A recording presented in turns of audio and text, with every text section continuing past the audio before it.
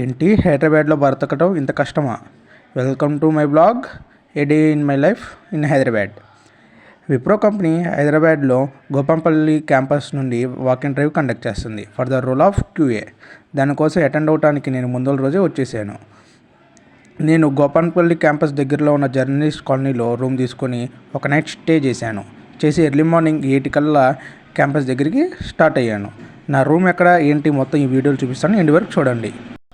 So ఇది వచ్చేసరికి నా రూమ్ ఏరియా మొత్తం. ఇది లింగంపల్లి రైల్వే స్టేషన్ నుంచి ఒక 10 కిలోమీటర్స్ డిస్టెన్స్లో ఉంటుంది.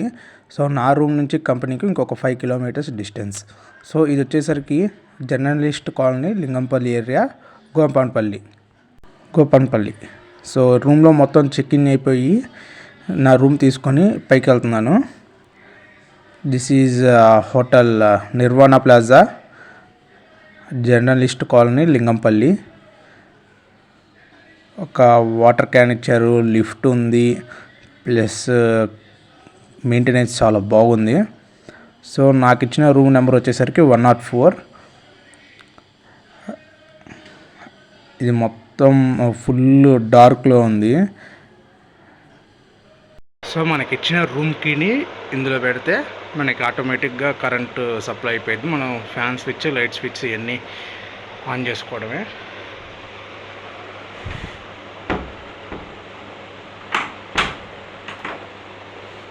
సో చూసుకోవచ్చు ఫ్రెండ్స్, నేనున్న హోటల్ నేము. ఇక్కడ ఒక వార్డ్రోబ్ ఇచ్చారు చిన్నది.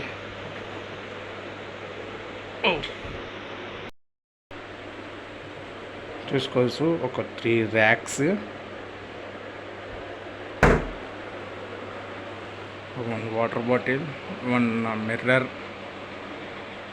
ఈజీగా 2 సరిపడే బెడ్, ఒక TV, fridge, study table with 2 chairs, చిన్నది మనకు కావాల్సిన పెట్టుకోవటానికి 1 dustbin. And here is the view.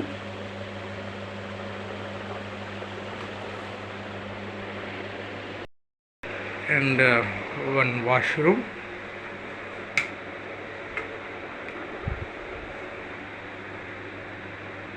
Washroom with geyser with existing fan.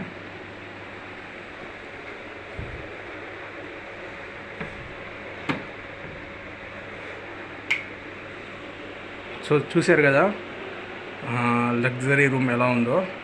ఇది నాకు వచ్చేసరికి 900 పడింది ఫర్ 24 అవర్స్. దీని లొకేషన్ వచ్చేసరికి లింగంపల్లి రైల్వే స్టేషన్ నుంచి ఒక 10 కిలోమీటర్స్ డిస్టెన్స్ ఉంది. Hotel name is Shri Nirvana plaza and free wifi కూడా అవైలబుల్లో ఉంది.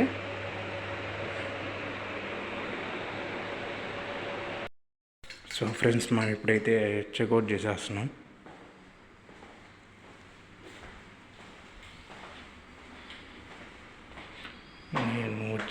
నేను యాక్చువల్లీ ఎస్టర్డే వచ్చాను. ఎస్టర్డే నైట్ స్టే చేశాను. ఈరోజు మార్నింగ్ వర్క్ ఉండేసరికి నేను చెక్అవుట్ చేస్తున్నాను.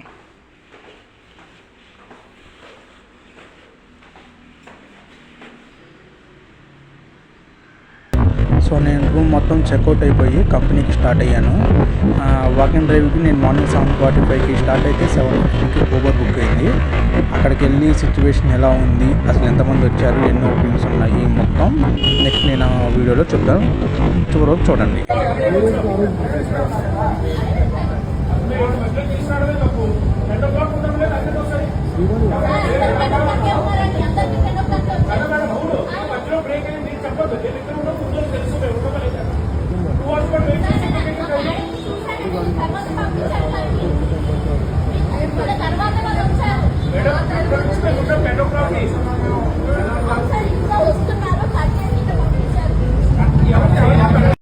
ఈరోజు పొద్దున్నే నేను విప్రో వాకింగ్ డ్రైవ్ ఉంటే విప్రో గోపాల్పల్లి క్యాంపస్లో వెళ్ళాను. ఆ రోల్ వచ్చేసరికి QA, quality insurance analyst role.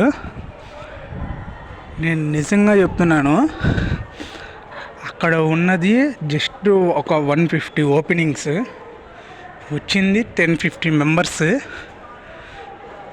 1050 members వచ్చారు. అసలు ఎంత దారుణంగా ఉందంటే జాబ్ మార్కెట్ మీరు అర్థం చేసుకోవచ్చు. వాళ్ళు రిలీజ్ చేసిన పోస్ట్లో మాత్రం క్లియర్గా మెన్షన్ చేశారు any graduates and under graduates అని. సో ఈ యాక్చువల్గా వాకింగ్ టైం వచ్చేసరికి 10 to 12:30. యాక్చువల్గా వాకింగ్ డ్రైవ్లో జనాలు ఎక్కువ వస్తారు కాబట్టి నేను ఎర్లీకి వెళ్ళాం, అంటే 7:30 ఆ టైంకి వెళ్ళాము. 7:30 ఆ టైంకి వెళ్ళేసరికి నియర్లీ ఒక 15 to 20 మెంబర్స్ వచ్చారు. అయిపోయిన తర్వాత ప్రాసెస్ అన్నీ చేశాను, అంత బాగానే ఉంది. వాళ్ళు పెట్టిన పోస్టులు క్లియర్గా మెన్షన్ చేశారు the eligibility criteria is graduate and any under graduate, అంటే which comes under BTech degree అలాగా అన్ని గ్రాడ్యుయేట్స్ అన్నారు కాబట్టి అందరూ వస్తారు. సో నేను అసలు దానికోసం ఫుల్ ప్రిపేర్డ్గా నేను వెళ్ళి లోపలికి వెళ్ళిన తర్వాత అందరం రెజ్యూమ్స్ అందరూ సబ్మిట్ చేసినాక వాళ్ళు ఏమన్నారంటే only degree candidates are eligible అన్నారు. అంటే అక్కడ వచ్చిన 1050 మెంబర్స్లో ఆల్మోస్ట్ 95 మెంబర్స్ బీటెక్ క్యాండిడేట్సే. వాళ్ళు అట్లీస్ట్ ముందలు ఏమి ఇన్ఫర్మేషన్ ఇవ్వకుండా అక్కడికి వెళ్ళిన తర్వాత ఆర్ నాట్ ఎలిజిబుల్ అంటే ఎంత కష్టంగా ఉంటుంది. దీనికోసం నేను తెనాలి నుంచి లింగంపల్లికి ట్రైన్లో వచ్చి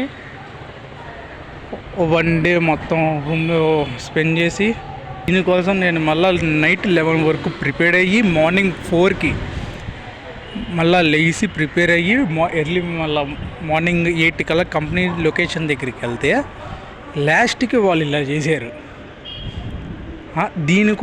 దీ రోల్కి ఉన్న శాలరీ ఎంత అంటే 15K per month. Bro gate దగ్గర వాచ్మెన్ శాలరీ ఎంత తెలుసా బ్రో విప్రోలో? 20,000 bro, 20 to 25,000 bro. మనం బీటెక్ చదివినాము, లక్షలు ఖర్చు పెట్టి బీటెక్ చదివినా మనకి వాళ్ళు ఇచ్చిన శాలరీ ఎంత? 15,000 బ్రో. అసలు జాబ్సే లేవు బ్రో. అసలు ఒక్క మిడిల్ క్లాస్ వాడిని పట్టుకొని అడగండి, ఒక్క మిడిల్ క్లాస్ అనే కాదు, జాబ్ కోసం ట్రై చేస్తున్న హైదరాబాద్లో ఉంటున్న ప్రతి స్టూడెంట్ని అడగండి హౌ ద సిచ్యువేషన్ ఈజ్. పొద్దున్నే లెగిసి వాకింగ్స్ ఎత్తుక్కొని వాటికి అటెండ్ అయ్యి వాటి కోసం జస్ట్ మన టోకెన్ నెంబర్ రావడానికి కోసం నియర్లీ 2 to 3 hours నుంచున్నాం బ్రో మేము లైన్లో. చివరికి వాళ్ళు చేసిన పని ఏంటంటే యు ఆర్ నాట్ ఎలిజిబుల్. టెక్కులు చదవటం మన తప్ప, లక్షలు మనం ఇన్వెస్ట్మెంట్ చేసి మన చీప్ కాలేజీలో కాదు, పెద్ద యూనివర్సిటీల్లో మనం డిగ్రీలు తెచ్చుకొని చివరికి మనం 15,000 నెల జీతం కోసం ఇంత కష్టపడుతున్నామంటే అర్థం చేసుకోండి బ్రో. తినక మార్నింగ్ లేచి వాకింగ్స్ అటెండ్ అయ్యి మళ్ళీ నైట్ ఎప్పుడుకో వచ్చి వీటిల్లో సగం పాకెట్ మనీ మన ట్రైన్ టికెట్స్ అని ర్యాపిడోలు అని వాటికే అయిపోతున్నాయి బ్రో. జాబ్ వచ్చిందో రాదో పక్కన పెట్టండి, సగం మనీ దీనికే అయిపోతుంది, టైము ఇక్కడ అయిపోతుంది. ఒకటే చెప్తాను, కష్టమో సుఖమో నిజంగా చెప్తున్నా, ఈ రోజున్న పరిస్థితులను బట్టి ఏదో ఒకటి కొత్తగా ట్రై చేయండి, యునిక్యూగా ట్రై చేయండి, స్టార్టప్ క్రియేట్ చేయండి, మీకు మీరు ఇంకొక 10 మెంబర్స్కి ఎంప్లాయ్మెంట్గా క్రియేట్ చేయండి. అంతేగాని ఈ సాఫ్ట్వేర్ మీద డిపెండ్ అయిపోకండి బ్రో. మనం చదివింది BTech, computer science, information technology, electronics communication, artificial intelligence, data science అవి బ్రో. అసలు హైదరాబాద్లో వాటి మీద జాబ్సే లేవు బ్రో. ఉంటాయి 4 నెలలకు 4 నెలలకు 3, 5 నెలలకు 3 అలా వదులుతూ ఉంటారు. వాటికి కూడా ఎంతమంది వస్తారు తెలుసా? నువ్వు రిఫరెన్స్ పెట్టుకున్నా యూజ్ ఉండదు, ఏది పెట్టుకున్నా యూజ్ ఉండదు బ్రో. ఇక్కడ ఉన్నదేమో non voice process, non technical rules. దానికి వచ్చే శాలరీ ఎంత అనుకుంటున్నారు? 15,000, 20,000 బ్రో. నేను నిజంగా చెప్తున్నాను, లిటరల్లీ విప్రోలో గేట్ వాచ్మెన్ కింద పనిచేసే వాళ్ళకి నెలకి 25,000 జీతం, 20,000 నుంచి 25,000 జీతం ఉండిద్ది. మనం ఎంత చదివి ఇన్ని లక్షలు ఖర్చు పెట్టి మనకు వచ్చే జీతం ఎంత? మనం వాళ్ళు ప్రొవైడ్ చేసే శాలరీ ఎంత? 15,000. ఆ 15,000 కటింగ్లు. బ్రో నువ్వు వాళ్ళు ఇచ్చే డబ్బుల్ని పీజీకే వెళ్ళిపోతాయి బ్రో. ఇంకా నువ్వు ఇంటో వాడికి పేరుకే ఉద్యోగం చేస్తున్నా అని అట్లీస్ట్ నువ్వు ఆ డబ్బులతో 4 గోరు గీసుకోలేవు బ్రో. ఆ డబ్బులతో ఎందుకు చెప్తున్నావు అర్థం చేసుకోండి. ట్రై చేయండి, యూనిక్గా ఆలోచించండి. ఏదో ఒకటి ఫ్యూచర్లో మళ్ళీ ఏఐ వస్తా అంటున్నారు. ఒరే దేవుడు, అసలుకి ఇప్పటికే ఉద్యోగాలు లేవరని ఏడుస్తున్నాం రా స్వామి అంటే ఇప్పుడు ఇంకొక కొత్త రకం ఏఐ అని. ఎవరు కొంపలు ముంచడానికి వచ్చిందంటే మన కొంపలు ముంచడానికి వచ్చింది ఏఐ కూడా. ఏఐలో ఉన్న ఉద్యోగాలే పోతున్నాయి అంట. ఇంక మనకి ఇంకేం ఉద్యోగాలు వస్తాయి బ్రో? టెక్నికల్ సైడ్ కొత్తగా ఆలోచించండి, యూనిక్గా ఏదో ఒకటి స్టార్ట్ చేయండి, మంచి బిజినెస్ ప్లాన్ పెట్టుకోండి, ఇంకొక 10 మెంబర్స్కి ఎంప్లాయ్మెంట్ క్రియేట్ చేయండి. అంతేగాని నాకు టెక్నికల్ సైడే ఉద్యోగాలు రావాలి, నాకు ఐటీ కంపెనీలో ఉద్యోగాలు రావాలంటే వస్తుంది. ఎప్పుడుకో మీకు అప్పుడు 30 ఏళ్ళు 28 ఏళ్ళు వస్తాయి. 28 ఏళ్ళు 30 ఏళ్ళు వచ్చినప్పుడు మీ వెనకాల మీకు పెళ్ళి అవ్వాలంటే మీ వెనకాల ఆస్తులు ఉండాలి. ఈ రోజులో పెళ్ళిళ్ళు ఎలా ఉన్నాయంటే నీ వెనకాల 5 ఎకరాలు 6 ఎకరాలు ఉన్నా నీకు పిల్లని ఇవ్వట్లేదు. ఎందుకంటే 5 ఎకరాలు 6 ఎకరాలు ఏ మూలకు వస్తాయండి? మినిమం 10 ఎకరాల నుంచి 15 ఎకరాలు ఉండాలని అడుగుతున్నారు బ్రో. వాళ్ళ కూతుర్ని చిన్నప్పటి నుంచి పెంచారు. ఇప్పుడు వాళ్ళకి 26 ఏళ్ళు 30 ఏళ్ళు 28 ఏళ్ళు వచ్చుంటాయి.